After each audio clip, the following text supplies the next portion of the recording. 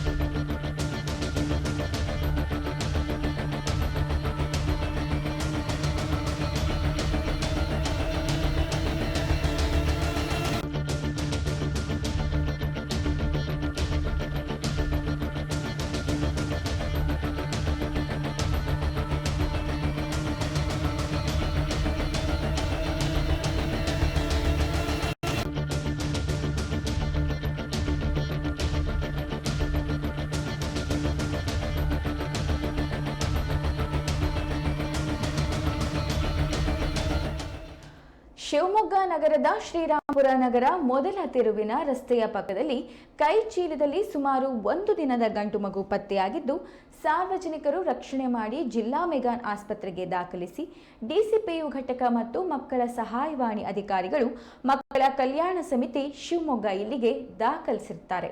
ಮಗುವಿನ ಮುಂದಿನ ಪುನರ್ವಸತಿ ಹಿತದೃಷ್ಟಿಯಿಂದ ಮಗುವಿನ ಸಂಬಂಧಿಕರು ಯಾರಾದರೂ ಇದ್ದಲ್ಲಿ ಅಥವಾ ಪೋಷಕರ ಬಗ್ಗೆ ಮಾಹಿತಿ ದೊರೆತಲ್ಲಿ ಸೂಕ್ತ ದಾಖಲಾತಿಯೊಂದಿಗೆ ಅಧೀಕ್ಷಕರು, ಸರ್ಕಾರಿ ಬಾಲಕರ ಬಾಲಮಂದಿರ ಆಲ್ಕೊಳ ಶಿವಮೊಗ್ಗ ಇವರ ಕಚೇರಿಗೆ ಖುದ್ದಾಗಿ ಅಥವಾ ದೂರವಾಣಿ ಸಂಖ್ಯೆ 0882295511ಕ್ಕೆ ಸಂಪರ್ಕಿಸುವಂತೆ ಜಿಲ್ಲಾ ಮಕ್ಕಳ ರಕ್ಷಣಾಧಿಕಾರಿಗಳು ಪ್ರಕಟಣೆಯಲ್ಲಿ ತಿಳಿಸಿರುತ್ತಾರೆ.